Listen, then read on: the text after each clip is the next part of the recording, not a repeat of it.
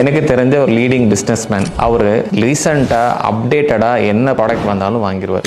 Latest car, latest mobile, latest dress, இந்த மாதிரி அப்டேட்டடாக என்ன விஷயம் வந்தாலும் சரி, எது புதுசாக லான்ச் ஆனாலும் வாங்கக்கூடியவர். அவருக்கு சமீபமாக உடம்பு சரியில்லாமல் போய் மதுரையில் இருக்கக்கூடிய ஒரு லீடிங் ஹாஸ்பிட்டல் அட்மிட் ஆனார். டோட்டலாக 7 நாள் ஸ்டே பண்ணியிருந்தாரு. டோட்டல் எக்ஸ்பென்சஸ் அரௌண்ட் ஒரு 1.75 lakhs மேலே ஆச்சு. அவரும் மெடிக்கல் இன்சூரன்ஸ் வச்சிருந்தாரு. பட் அந்த இன்சூரன்ஸ் பாலிசியில் அவருக்கு டோட்டலாக வந்த கிளைம் அமௌண்ட் பார்த்தீங்கன்னா வெறும் 50,000 தான் கிடைச்சது. என்ன காரணம்னு பார்த்தீங்கன்னா அந்த பாலிசி அவர் அப்டேட்டடா வச்சுக்கல, அதாவது அடிக்குவேட்டா வச்சுக்கல. இன்னைக்கு காலத்துக்கு ஏற்ற மாதிரி பாலிசி இல்லாதனால அவர் வச்சிருந்த கவரேஜ் வெறும் 2 லட்சம் ரூபாய் தான். 2 லட்சம் ரூபாய்க்கு ரூம் ரெண்ட் ஒரு நாளைக்கு 4000 தான் எலிஜிபிள் இருந்தது. ஆனா அவர் எடுத்த ரூம் ரெண்ட் 10,000க்கு மேல. இந்த டிடக்ஷன்ஸ் எல்லாம் போக பார்க்கும்போது அவருக்கு டோட்டலா கிடைச்ச கிளைம் அமௌண்ட் 50,000 rupees. ஒரு கையில இருந்து கிட்டத்தட்ட ஒரு 1.25 லட்சம் ரூபாய் பே பண்ற மாதிரி ஆயிடுச்சு. அப்டேட்டடா இருக்க மொபைல் மட்டும் இல்ல, நம்ம வச்சிருக்கிற கார் மட்டும் இல்லங்க, மெடிக்கல் இன்சூரன்ஸ் தான் நம்ம லைஃபை சேவ் பண்ணக்கூடியது இந்த பாலிசி. அதனால உங்களோட பாலிசியும் இன்னைக்கு காலத்துக்கு ஏற்ற மாதிரி அப்டேட்டடா மாத்தி வச்சுக்கோங்க. இந்த மாதிரி முக்கியமான விஷயங்களை நீங்க தெரிஞ்சுக்கணும்னா என் சேனலை ஃபாலோ பண்ணுங்க. உங்கள் மருத்துவம் உங்கள் செலவு.